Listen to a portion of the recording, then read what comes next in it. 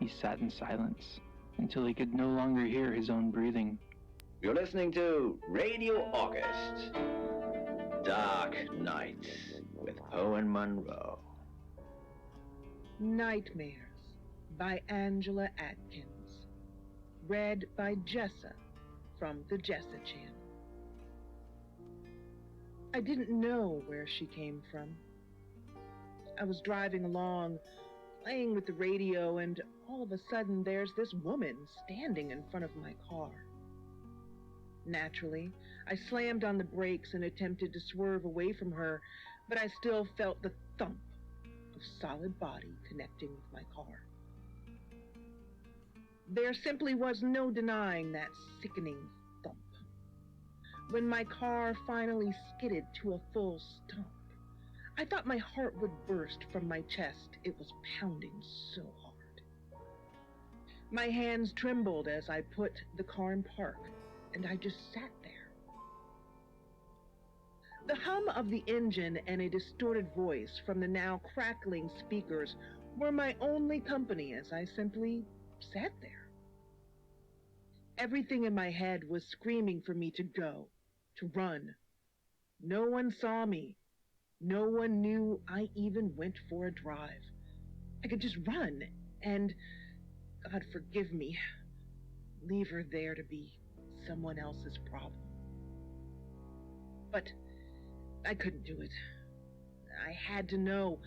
I had to know if I had just killed this girl. So I took a deep breath and looked in my rear view mirror. The red glow of my brake lights illuminated the lump lying in the road behind me. A body. There was definitely a body.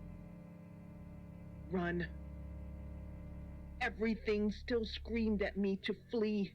The feeling in your gut when you know something awful is going to happen and you need to get the fuck out of Dodge before you get caught up in it was raging in me, but here I was, unfastening my seatbelt and making myself open the car door. The interior lights came on and the annoying ding sounded to remind me that the keys were still in the ignition. I left my door open as I cautiously walked back towards a body that lay unnaturally twisted atop the pavement. I wanted to say I was breathing, but in all honesty, I think I was holding my breath, afraid to get a whiff of death. I was certain that it was a smell that would never let me sleep at night again. My legs felt like jello as I approached. One hand on the side of my car for support, the other outstretched in front of me, as if ready to catch myself when I inevitably passed out. I took a deep breath and lowered myself to the ground. Miss?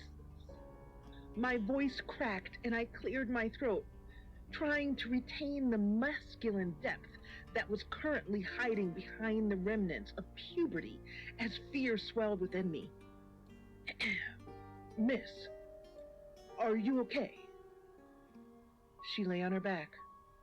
Well, mostly on her back. Her legs were twisted onto her side, but her upper body was twisted, with her back flat on the road, face staring up into the sky. I saw her chest rise and fall. She was breathing, short and shallow breaths, but she was breathing. I looked her over. Her face was partially covered in bloody hair. I clasped my hand over hers, reassuring her as she lightly squeezed my hand. I spoke to her. Hang on, I'm going to call for help. Just please, don't die. I tried to stay calm as I pulled my phone from my pocket and dialed. Her hand squeezed mine, just a little tighter, as I began to pull her hair away from her face. Her breath was becoming much more shallow, and her grip weakened. The operator answered after the second ring. Hello? What is your emergency? I hit a woman. It was dark. I didn't see her. I came around the curve and she was just there, and I hit her, and she's twisted weird, and my calm was unraveling. Sir, calm down. I could hear her typing what I was telling her. Where did this happen? I looked down at the girl as her chest stopped rising. Her eyes didn't blink, and she no longer gripped my hand. I was gripping hers. I knew she was dead, but I still clung to her hand. Then she was gone. The blacktop rippled in front of me. It turned into waves that grew into a deeper and richer blue, like satin sheets, like satin bed sheets. In my car, I was driving on. I stopped and blinked a few times as I sat up in my bed, phone clenched tightly in my hand. Sir, where were you driving? What road was the accident on? I hung up. Sweat drenched my pajamas, and I was safe at home. My immediate reaction was to get up and run down to the garage to check my car. I was in such a rush that I let down the last 3 stairs and nearly killed myself as I jumped over the family dog sleeping in the kitchen doorway. I opened the door from the kitchen to the garage and flipped on the lights. I fell down in the doorway and cried. My car was there. It was pristine. It was just a nightmare. I was still on the floor, wiping my eyes as I saw the familiar red and blue lights reflecting through my kitchen window. This should be a fun thing to explain. I pulled myself to my feet and headed towards the door, ready to show the officers my car and prove that it wasn't real, just a vivid dream. But my stomach dropped as I opened the door. It had only been moments since I'd made the call. There was no way they made it out to my house that fast. I watched them walk up the driveway and see their mouths moving, but it takes a while to hear what they're saying. Do you understand? Your daughter's been in a fatal accident. I'm so sorry. It's only then I drop the phone. I don't hear the metal frame thunk the ground or the glass shards that splinter from the screen, because at that moment, that very moment, she's with me again, gripping my hand tightly. You're listening to Radio August, Dark Nights. You're listening to Radio August, Dark Nights with Poe and Monroe. The sprinklers hiss down. I crawl out of Jimmy's upside-down Toyota, clutching his spare magazine. Need to count the bullets. 9. Just 9. 8 for Emma, and 1 for me. I kiss each bullet for luck as I reload them. Rising to my feet, I slide the magazine into the Smith & Wesson. Lockdown sirens blare, but the cavalry's not coming. Jimmy's already dead. I am the cavalry. Dr. Thatcher's black BMW is strewn on its side, engine crushed against the concrete wall. It's in far better shape than he is. I limp past the wreck towards the exit ramp. At the top, a reinforced steel wall now separates the lab's underground car park from the outside world. And with my back against it, I may have time to take all 8 shots before Emma reaches me. She's fast. Too fast for Jimmy to hit. She tore straight through his gut, pulling out his spine like an afterthought. I grabbed his gun and ran as she shredded the screaming lab techs like paper dolls.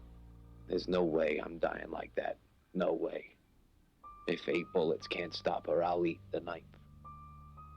Months ago, the eggheads on Smoke Break told Jimmy that the Emma project had failed. Gene pattern was unstable or some such bullshit. Sent down to the vault for further military evaluation, like the rest of Thacker's creations. She had already been here once. It was just a matter of time until she returns. I wade across the puddle gathering at the base of the ramp. My thumb caresses the safety, ensuring it's off. As I reach the steel wall, the garage plunges into total darkness. The sirens wheeze to a halt. Before my eyes can adjust, the emergency lighting kicks in. How the hell she managed that, I have no idea. The door from the west stairwell crashes open. I raise Jimmy's gun, but she's in cover before I can aim. She weaves her way around wrecked cars, drawing even closer. My first shot goes wide, but it's enough to send her sprinting directly for me. The second shot clips her side. The third misses. She vaults from the puddle at the base of the ramp, her hospital gown smothered in blood. The fourth hits her square in the chest. I put another there, and another. The seventh slows her approach to a stagger. The eighth forces her to her knees, just a few feet downslope. She raises her head and howls. Eyes locked, I put that ninth bullet straight through her skull. Spraying crimson, she spills backward onto the concrete slope. My legs fail, and I slide my back against the steel. Jimmy's empty gun falls to the floor. All that's left is my sobbing and the sprinklers. Until Emma slowly rises. You're listening to Radio August. You're listening to Radio August. Dark Nights with Owen Monroe. Open at Midnight by Martin Oten, read by Lacia Finley. The old man hobbled slowly down the street, leaning heavily on his tripod-ended walking stick. He paused to pull his tattered overcoat more tightly around his thin body as the bitter east wind blew litter around his spindly legs. He pulled his cap down more firmly, blew on his fingers, then resumed his painful progress. From the doorway of the boarded-up shop across the street, two young men watched. The low cloud had brought the day to a premature dusk, and the cold wind had driven people off the streets, and this old-timer was out late. The youths nodded to each other, took final swigs from their cans of beer, and strolled blithely down the pavement, tracking the pensioner. The old man reached the entrance to an alleyway that led down past the churchyard. Halfway down the alley was a patch of deep shadow where the street lamp had been vandalized. He paused for a moment, then turned into the narrow entrance. The young men looked up and down the street, then lengthening their strides, stepped into the road. The first time scared the shit out of me. Night after night, I dreamt of bloody, violent death, and if I tried to stay awake, I slipped into a twilight world where I hallucinated the deaths of those around me. So I did it. Long after midnight, I went down to the churchyard where the winos hung out. There was a good chance one of them would be sleeping it off in some quiet, sacred corner. I found one, opened the gates of madness, and experienced the beast's feeding frenzy for the first time. It changed my life. Easy to say, harder to live through. A magnitude 8 earthquake shattered my world. I took an overdose enough to kill me 5 times over. I suspect I survived because the beast wasn't ready to relinquish its host. I spent 7 weeks at a mental institution trying to rebuild my life, to find a way to live with the intolerable. At first they tried to get me to talk about it. I couldn't tell them what had driven me to breaking point, the fear of discovery or the endless replays in my head. So they loaded me up with antipsychotics, smothering my brain in cotton wool, and sat me in a corner while they decided their observations. Then they sent me back into the world with a letter for my physician and a bottle of tranquilizers. I was very, very lucky I was not connected with the police manhunt after the body was found. Maybe it's true that the devil looks after his own. Tonight's the night. It's been building up in me for the last 8 days, so tonight I'll go looking for trouble. The gates of madness open at midnight. There's no point in trying to fight it, so I have to try and keep as much control as I can. Out there, it's a chill night, and there's been rain, so I can keep the hood up on my parka without looking suspicious on the surveillance cameras. I take the train down to King's Cross, more anonymous than the tube and fewer cameras. Pulled up the hood and walk out into the rain. The Pentonville Road beckons, and I lose myself in the dingy side streets. It's late, chucking out time in the pubs when the punters headed for the takeaway kebabs and dog meat curries. The few bedraggled tarts stand in doorways offering their tawdry charms without conviction. A taxi speeds by me, splashing me with spray from the puddles in the road. I weave and stumble a bit, just a bloke who's had a skinful and is asking to get rolled.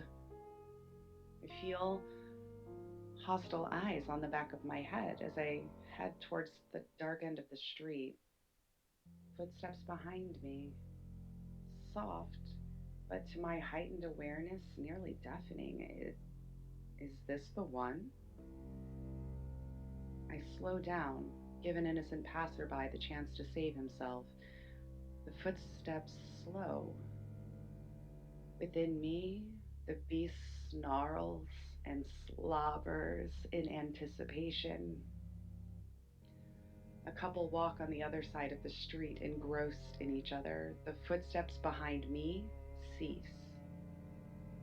I sense he has slipped into the dark of a doorway. The distraction passes, and the game resumes. He thinks he is stalking me, but I have a greater need of a quiet corner than he. From the clatter of the footsteps, there is only one person following me. That is good. I don't know how many the beast could take. I once watched it overwhelm 3 skinheads who thought I was their victim, and they were young, strong, and used to getting stuck in. It was worse the second time. I'd convinced myself I was over it, that I was okay, that I could live a normal life. Wrong. So wrong. At least I knew what to do when the dream started. I was able to prepare, get some clothes together, do a bit of reconnaissance. I couldn't count on being so lucky a second time. It still tore my head apart when the beast came through. I tried to defy the beast a couple of times, but I learned pretty soon that it was futile. I've had to cut myself off from any close relationships if I wanted to have any kind of worthwhile lifestyle.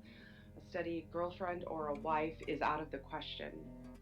I simply cannot afford to have anyone around when the beast wakes. Casual relationships have foundered on this rock. "You won't let anyone get close to you" is a phrase I've heard more than a few times. It's true, and of course, I will not tell them why. There's no predictable pattern to it. Years can go on quietly, but I once had to feed the beast twice in 6 weeks. I usually get about a week's warning, so clearly holidays are out. I dare not be anywhere where I don't know the ground well. Work was difficult, so I went freelance as soon as I could manage to earn enough to make ends meet. Then at least that worked out pretty well. Programming makes me good money. I can work from home, and no one misses me if I drop out of circulation for a week or two. I find myself wondering how many others there are out there. How many beasts? Or am I just one amongst many vehicles for a single slayer? There surely must be others. Cannot believe I am unique amongst all mankind, and if I am, then why me? I've tried to be discriminating in my victims. No true innocents have been fed to the beast, though that first time was pretty close. But everyone since has put themselves in my path. It's a way to live with the monstrosity of it. It's barbaric, but at least I tell myself the Slayer only takes those that the world is better off without. I find a good spot. The entrance to a yard. Deep in shadow, under dark walls with a shuttered double door. Just a drunk taking a piss. I stagger into the killing ground. For a moment, I think the footsteps are going to pass, but he, and it is always he, is just being careful before he doubles back. I take my time, leaning forward, hands on hips. The Slayer quivers with anticipation within me. "Hey, mate, you got a light?" His voice is higher pitched than I expected, nerves making him speak, perhaps.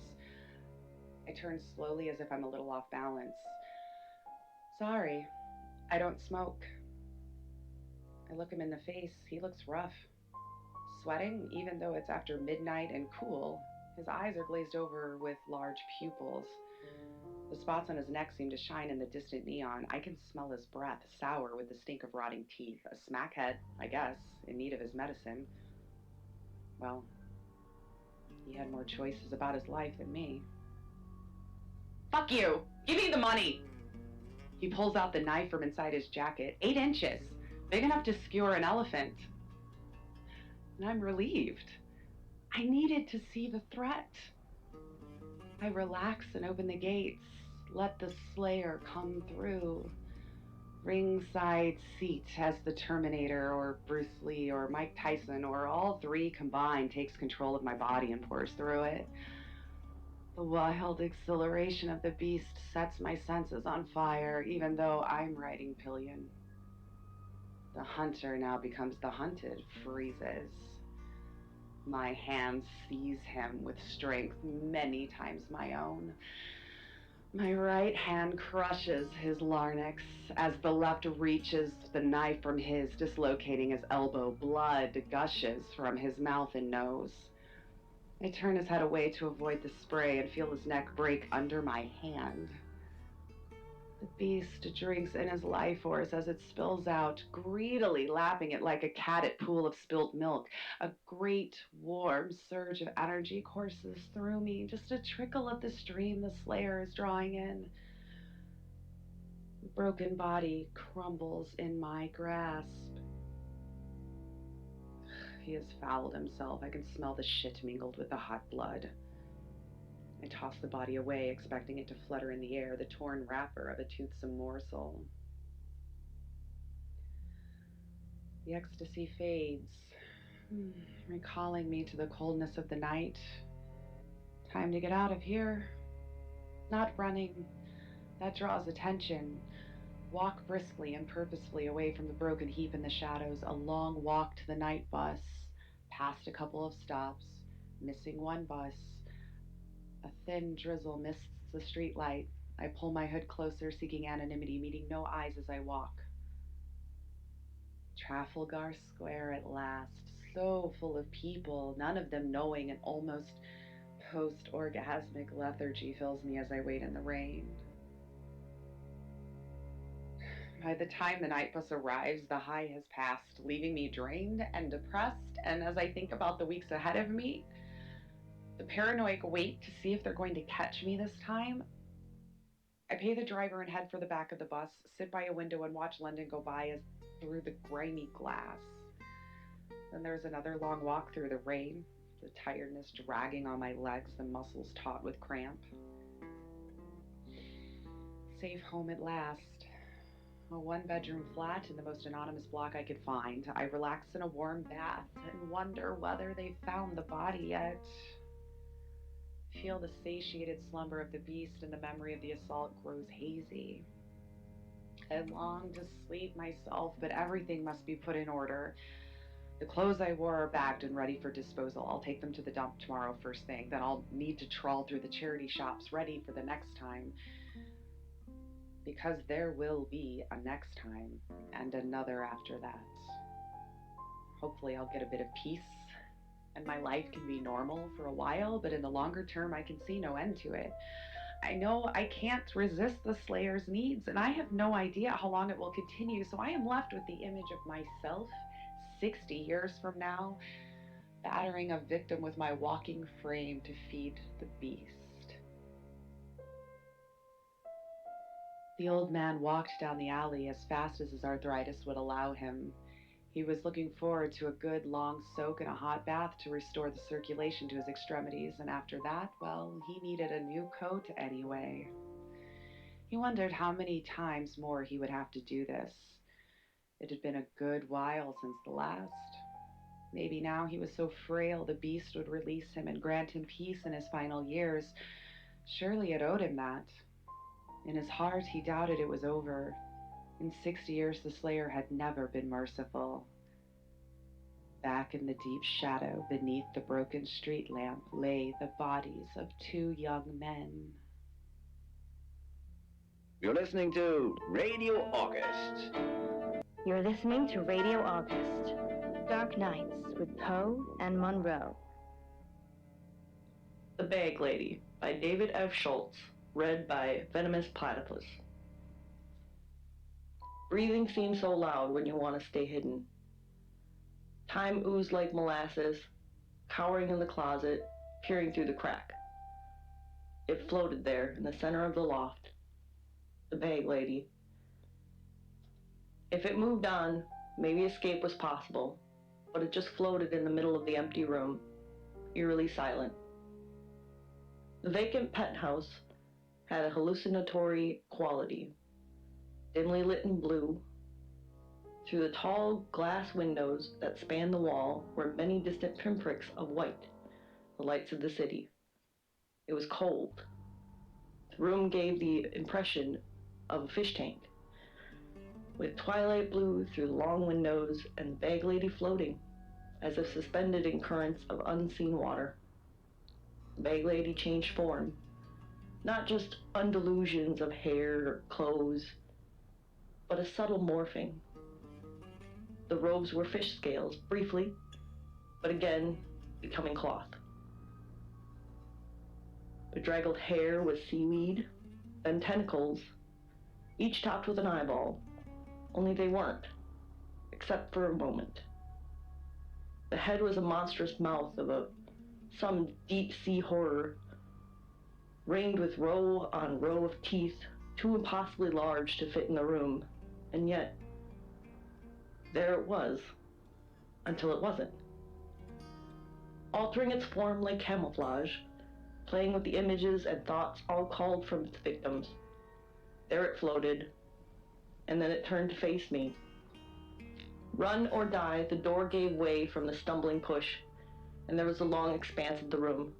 Footsteps echoed on wood, the spinal shiver of pursuit up by a nightmare.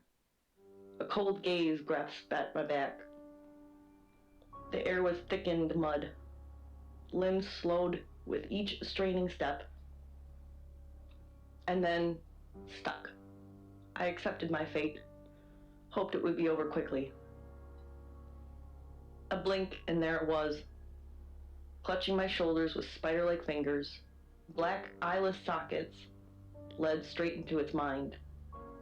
A cold, dark tunnel, and at the bottom a mirage. Those teeth, that carnivorous circular maw, closing down like a spiked coffin. The vision vanished, and an alternative to death was offered. It wouldn't eat me, at least for now. It needed help with its camouflage.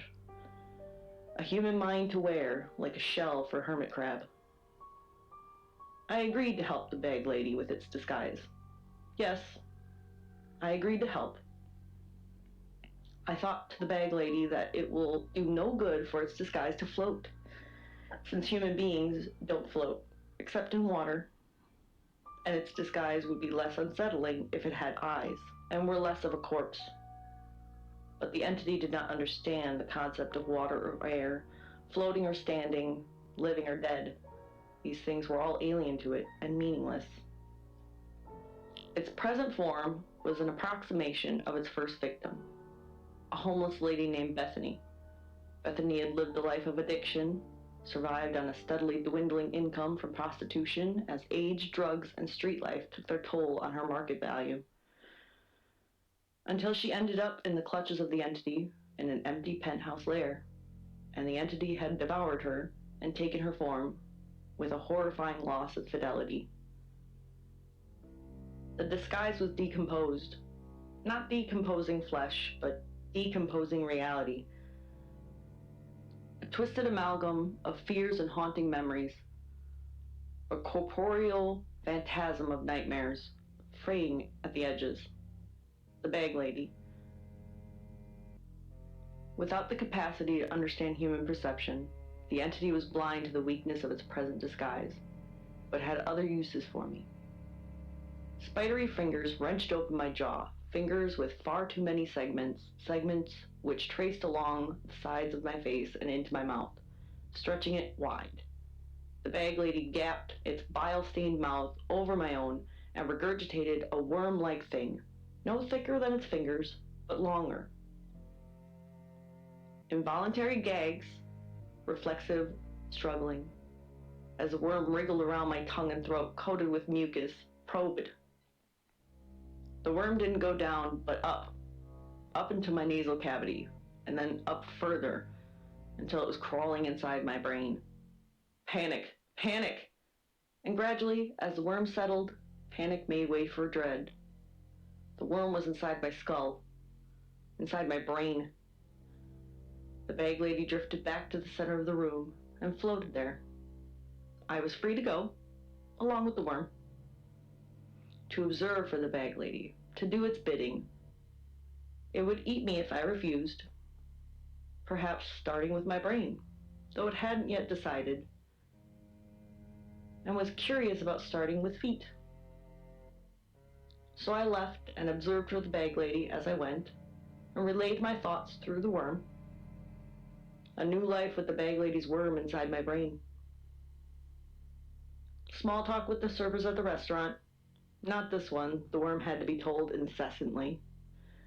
Not these ones, the worm had to be told as people strolled past on the sidewalk. Not this one, the worm had to be told when talking with coworkers in asset management.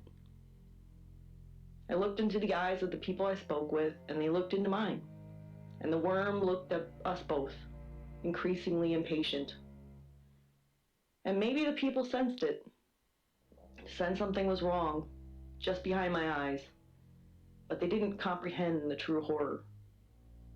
The bag lady was getting hungry. "Spare some change?" a homeless man said. He wore torn clothes, held a cardboard sign in hand, and smelled of urine. The worm probed, and the worm did not hear the usual refrain. Not this one. What's special about this one? The answer was nothing, which may have been precisely the point. How about something to eat, I said, or the worm said, or somehow both together. A jingle of coins, a handful of change to buy him a coffee, and a conversation. A talk about his life, and to find that his name was George. George had lost his job and his family and couldn't work because of pinched nerves, or so he said. Perhaps his story was embellished for panhandling, but the worm didn't care.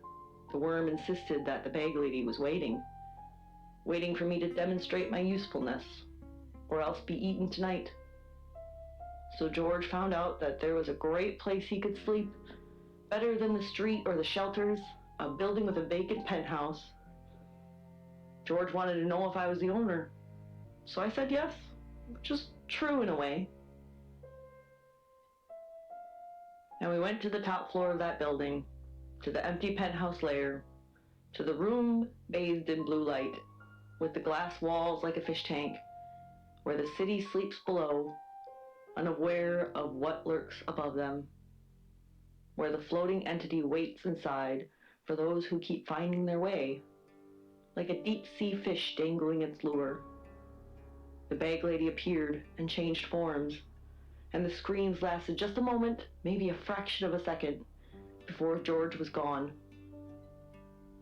Then the bag lady floated there, silent and saddened, while I watched from the crack of the closet. I always watch from inside the closet. You're listening to Radio August, Dark Nights with Poe and Monroe. You're listening to Radio August. Dark Nights with Poe and Monroe.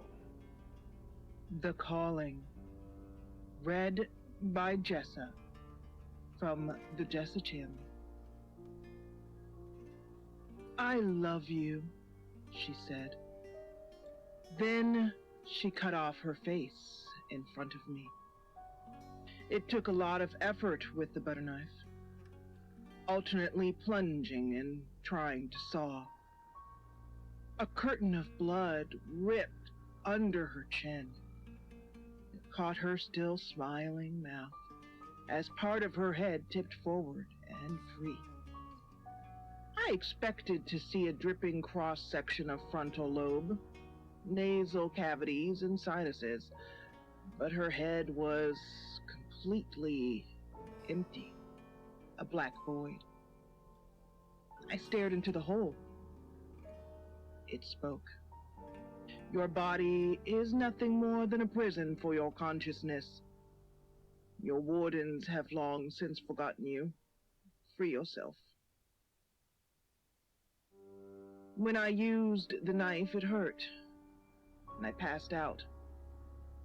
Perhaps I was the messenger. Yes, I understand now. I'm the messenger. It is the others I must set free. You're listening to Radio August. You're listening to Radio August. Dark Nights with Poe and Monroe. The Catch, read by John Mark Clausen. Ivan was woken by the crowing of his cat. This was nothing new. He opened his eyes to find Uni standing on his chest, her mottled face inches from his, her demanding purr drilling into his ribcage through her paws. He lifted a numb hand and rubbed her cheek. "Sleep," he whispered. It was a hopeful plea, feebly delivered. Uni's reply, a loud and indignant meow, was an order. This could only mean one thing. Ivan sat up, scooped Uni to the floor, and pulled on a t-shirt. She waited for him to stand, then led him down to the kitchen, herding his slow bare feet in dangerously tight circles. Uni was a hunter, and experience told Ivan she'd got something to show him. He hoped it was a mouse or a vole. At least they were always dead. He'd had too many stunned, lopsided sparrows flapping around his kitchen. One robin, several blackbirds, usually downy fledglings with wide beaks and tails that hadn't even grown yet. Last time, she'd caught a magpie. It was bigger than her body, yet she still picked it up to present to him. Its pitiful cack, cack, cack, its only protest. He'd had to put that one out of its misery. He put all of them out of their misery. A stamp to the head, the tiniest cracking of skull, blood and feathers on the ground. It was kinder that way. The kitchen was quiet. The small, heaped body on the mat by the cat flap didn't seem to be moving. These were all good signs. White fur. What is that? A rat? No, not a rat. A cat. Smaller than a cat. A kitten. Ivan stared at Uni. She circled the kitten's body, stepping over its limp legs without even looking, her eyes fixed on him, waiting for what? He crouched down for a closer look. The kitten's eyes were open, blue, pink nose, pink ears, so fluffy, the cutest thing. "We're on to kittens now, Uni?" Uni meowed.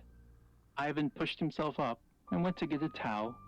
When he returned, the kitten was scrambling at the mat with its front paws, trying to drag itself up.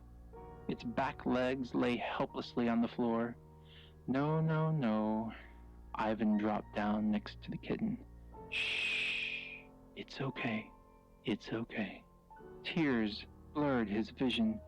He stroked the kitten with the side of his finger. Don't move, okay? Just don't try to move. But the kitten wouldn't stop struggling, suffering. Ivan clenched the towel, then draped it over the kitten's head. He stood and raised his foot. It would have to be a good one. Harder even than a magpie. One and done. The kitten's skull was softer than he expected. It caved easily, the thin bones crackling and fizzing with bubbling blood. The wet towel stuck to his heel as he lifted it, unveiling the bloody mess he'd made, and he quickly replaced it, shutting his eyes hard to try to erase the sight. It didn't work, of course. Ivan slumped to the floor as Uni padded over to inspect the darkening towel. Blood trickled along the groove of the floor tiles, and she lowered her head to lap it hungrily. Ivan pushed her away. Not for you, Uni. He just needed a moment. He sat in silence until he could no longer hear his own breathing, until Uni stopped pacing and sat grudgingly opposite him, until the blood slowed and started to dry. Finally, he shifted onto his knees and lifted the kitten in both hands. Its floppy body barely as big as his palms, he left the towel on the floor. He'd need it to clean up later. He held the kitten against his chest, partly as an apology, partly so he wouldn't have to see it, and made his way back to the bedroom with Uni in soft pursuit. Nola was awake. Not even she could sleep through Uni's wake-up calls. She was sitting up, cross-legged, thumbing her phone, but put it down on the bedside table as soon as Ivan walked in. "I thought I heard something going on," she said, smiling. Uni jumped up on the bed and Nola leaned forward to nuzzle her nose. "Have you brought something for Mummy?" Ivan perched on the edge of the bed and placed the kitten on the duvet. "Did you order this?" he asked. His voice sounded shakier than usual. "Didn't I mention it?" She started pulling at the fur. She hadn't mentioned it. Ivan would have remembered. He lay down and closed his eyes, listening to her tearing the kitten's skin. "Thanks, babe," she said, between chews. "No worries," said Ivan. "Anything for you." You're listening to Radio August. You're listening to Radio August. Dark Nights with Poe and Monroe. Vanessa, read by Tex Murphy. The hole in her chest is the size of a cigarette. I can see straight through it from where I sit, even with the smoke trails from my gun. 6 weeks of cheating husbands and damsels in distress. That's what it took to pay for that alpaca couch she's bleeding out on. I've done a bad thing, and it's only Wednesday. Her name was Vanessa Quinn, and she was an onomat, or so she said. I'm not sure I believe they exist. Even now, if she was an onomat, she wasn't anymore. She told me to shoot her, so I did. Onomats are supposed to have that power. They tell you to do something, and then you can't resist. Except I think I shot her because I wanted to. It's a long story. Bang, bang, bang. The office door shook with the knocking from outside. What a time for company. Had I been set up? I'd shot Vanessa, and now I was literally holding a smoking gun about to get caught. "Wait a minute," I called towards the door. Think. Quickly pulling out the desk drawers, I searched for some kind of solution. A pretzel, a postcard, a pair of pickle-shaped cufflinks. And there it is, in the bottom drawer, the patchwork quilt Mom sent me over 2 Christmases ago. I was never going to see any other kind of action, so I throw it over Vanessa's body and open the door. It's almost too late before I realize I'm still holding the gun. But I quickly stuff it down the back of my pants. It's hot. Officer Peters looks me up and down. She's hot too, but not as hot as the gun in the back of my pants. I wince. "Yes, officer? We've had a report of gunshots. Coming from this building?" "Didn't hear a thing," I tell her, smiling sheepishly. "Mind if I take a look around?" "Oh, not at all," I say, letting her through. Her tour of the office takes about 5 seconds. 5 solar seconds. And then she finds... nothing. Something catches her eye. She runs her fingers across the back of my couch. "Alpaca?" I nod, worriedly. She nods appreciatively. "Mind if I try?" I protest as she sits down, but it's too late. She's definitely sitting on Vanessa's bleeding body. She's armed, so I'll need to be quicker, or maybe run. The window, I could jump, say 20 flights. "It's soft," she says. It's then I realize Vanessa's body's gone. Just the throw remains. Still stroking the couch, she continues. "Why do you keep the quilt on it?" I'm in shock. "It can get pretty dirty," I reply. "Oh, I'll bet it does," she winks. So, I was wrong. Apparently the quilt could have some action after all, but not tonight. There was a corpse walking around somewhere, and it didn't have many places to hide. Officer Peters sighs. I'll get going then. Heading for the door, she turns around one last time. "Be careful," she whispers. I'm really not supposed to say this, but the chief thinks there's an onomat on the loose. And when they get in your head, you can't get them out. Well, if I hear something, I'll let you know. No, you don't want to hear anything, not from an onomat. If you find one, shoot it. That's the only way to deal with them. That's how we deal with them. With that, she's gone. I shut the door firmly behind her and retrieved the gun firmly behind me. Believe me now? I know that voice. I turn and see Vanessa upright on the couch, just like before I shot her. I believe you, I say, looking at my gun, but I just shot you. You didn't shoot me, she smiles. I told you to think that you'd shot me, and you did. So, my alpaca couch, I ask hopefully? Oh, the gunshot's real. The alpaca took it in the chest. I grimace, 6 weeks wasted. I knew I had a reason for wanting her dead. I point the gun at her and sneer. What do you want from me? I want you to help me make more onomats. I lower the gun. You mean like, babies? No, silly. I mean like this. She curls a finger to beckon me over. Come here. I move towards her, because I wanted to. It's your lucky day, she says. Yeah, you know what? She was right. I just got away with murder. It's my lucky day, I say. She places a softly scented palm on my forehead and whispers, because you're an onomat now. Yeah, because I'm an onomat now. She kisses me on the cheek and gives me a gentle push. Now, go and tell the chief.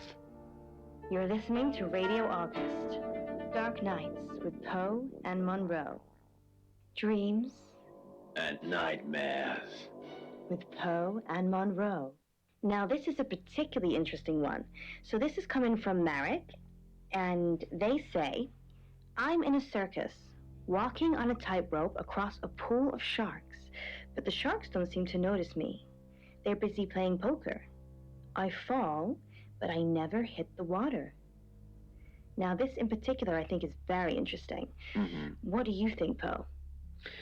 Yeah, I think it has several interesting elements to it. From the sharks, I mean, often sharks, they stand for perhaps some danger that's lurking, perhaps represented as danger of certain people, people that this listener perceives as dangerous to them, and never falling, and then never falling and never hitting the water. I mean, it's you're kind of lost. You're never reaching your end goal.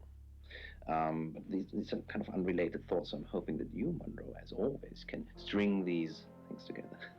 Well, you weren't far off, I'll be honest, Poe, but there are different elements here that I'd like to discuss. So, firstly, the idea of a circus. Now, when you go to the circus, it's massive, and it's a crazy experience, and some people love it, some people hate it. But what it actually relates to is being out of control.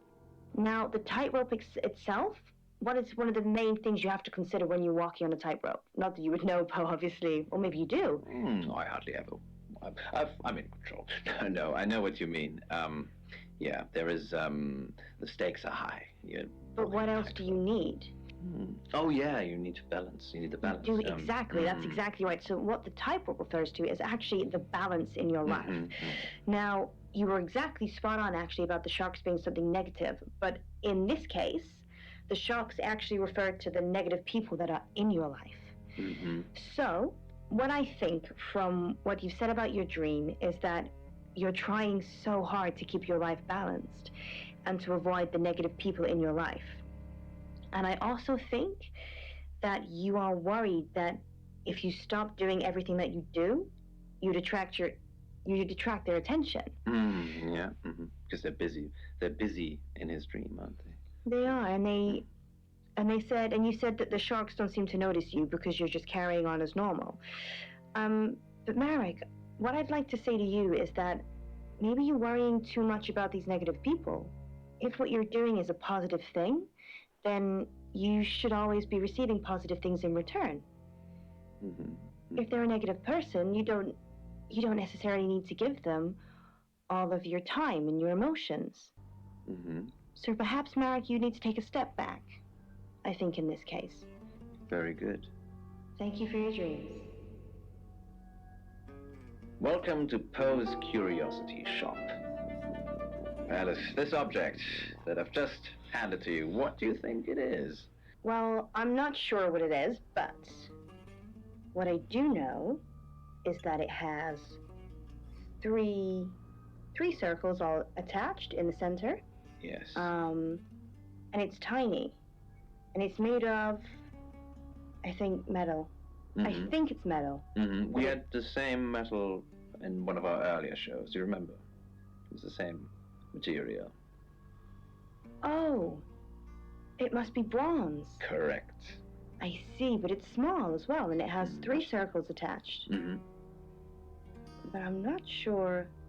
I mean, I suppose today you could wear it as a brooch, maybe, or a belt buckle. I'm not sure. Yeah, what why would people, in ancient times, why might people wear this? Would they tie it around themselves, perhaps? Attach it to some leather, maybe? Yeah, again, it's a theme that we've visited before in our shows. It's a Bronze Age amulet with three circles. It was excavated at Brindley Hill, the site of a standing circle within August. You might have seen it. Legend says that it wards off evil spirits while traversing the ley line network. Well, I wish we could give everyone in August one of those. Poe's Curiosity Shop is now closed. Welcome to Poe's Curiosity Shop. Okay, Alice, this is what I brought in today. What do you think it is? Oh, wow. Tell the listeners a bit more about what the object is that I brought in today. So it's quite small, fits in the palm of your hand, and it's a small man wearing robes, and he looks like he's in quite a lot of pain. Yes. Where could he be from, this man? I'm not sure, actually. He's maybe a Buddhist? Yeah, could be, yes. What would you say is his profession? Something religious, I suppose. He's wearing robes. He's wearing a monk, yes. Well done. But why is he in pain? Very good question. I can answer that for you. It's a porcelain figure, ancient Chinese, seated and howling. Oh.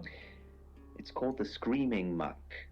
Legend has it that this monk, called Busan, accidentally glimpsed Queen Anchisenamun undressing, the wife of King Tut. The king ordered that Busan be shrunk by mystics, and the process caused the pain you see on his face. These tattoos are a reminder that some things are best left unseen. Several were made, apparently. But as far as I can tell, I have the only one. Well, I wish I hadn't seen this. Poe's Curiosity Shop is now closed. Dreams and nightmares with Poe and Monroe. So we've just had a dream come in from Lena. Well, if I'm honest, Lena, it sounds a bit of a nightmare. Nightmares. Firstly, thank you for writing this one in. She says, I dream that I'm in a strange house, but in the dream it's my house, and I'm discovering lots of empty rooms I'd forgotten I had. Every time I find a new room, there's another room leading off it. But then I start noticing all these holes in the room, big dark holes in the walls with bugs crawling out of them until the whole room is covered in bugs. I don't know about you, Poe, but I don't really like the sound of that very much. That is very creepy, but it's kind of my territory. It's very Poe-esque. Absolutely. Different rooms, different areas, different parts of her life. They're all these different aspects of her life have holes in them. So all these different parts have issues or unresolved issues that have not been filled and have not been repaired. So I think perhaps she's experiencing issues in different aspects of her life, and it's a perpetual circle of negativity that happens in each aspect of her life. That's why she hasn't filled those holes. Well, what I can tell you is that houses represent your soul and sense of self. So then the rooms, they represent potential. Potential. So you're quite correct in what you're saying about filling up different aspects of her life and things like that. And I think what the bugs represent are the anxieties and the fears. Good. Now, Lena, it sounds like you're worried that you're not living up to your potential. And if I'm honest, I think you're also plagued by insecurities about your ability, perhaps, to be the person you wish you could be.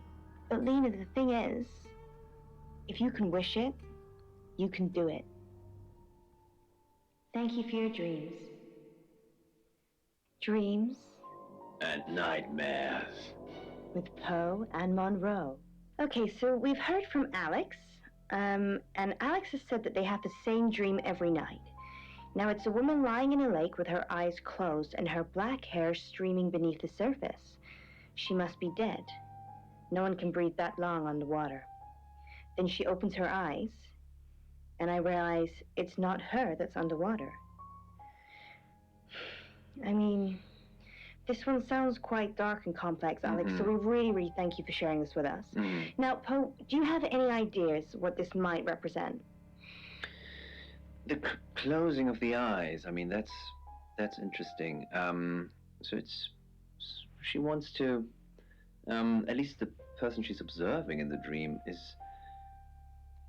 not, or does not want to face the world. And then when she opens her eyes, it's not her. So it's almost the person who's dreaming is trying to project onto the other person that they're closing themselves off from the world, perhaps, but then they're realizing they're doing it themselves. You know, Poe, I think you're actually getting a lot better at this. Thank you very much. So, obviously, once again, Alex, thank you very much for sharing this one with us. I would love to talk about this one in further detail because actually it's dealing with something that's quite emotional, because the imagery of the lake, actually, it relates to your emotional state of mind.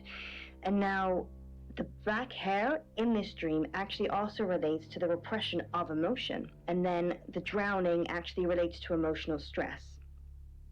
So if I'm honest, Alex, and I hope you're listening to me now, I believe that perhaps something is weighing heavily on your mind, and perhaps it's a secret about someone else that you have. Perhaps it's something that you share, and it's something that you have in common. And obviously, as we know, repression of emotion can be quite bad for the soul. So I really hope that, Alex, that you find someone to reach out to. But thank you again for sharing with us.